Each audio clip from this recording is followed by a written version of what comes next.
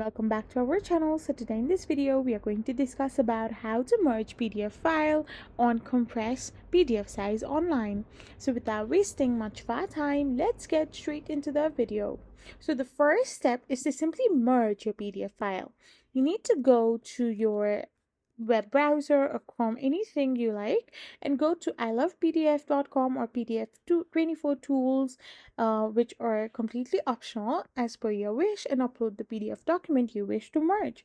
Now arrange the files into your desired order by dragging and dropping them, and then once you have done this, click on the merge file option and download it.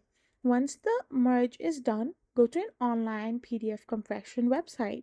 Anyone can be used, like PDF24 tools or PDF converters, and upload the merged file.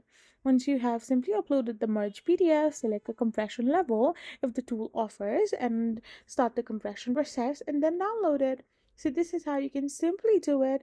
I hope you found this video helpful, so don't forget to hit that subscribe button and do give us a thumbs up.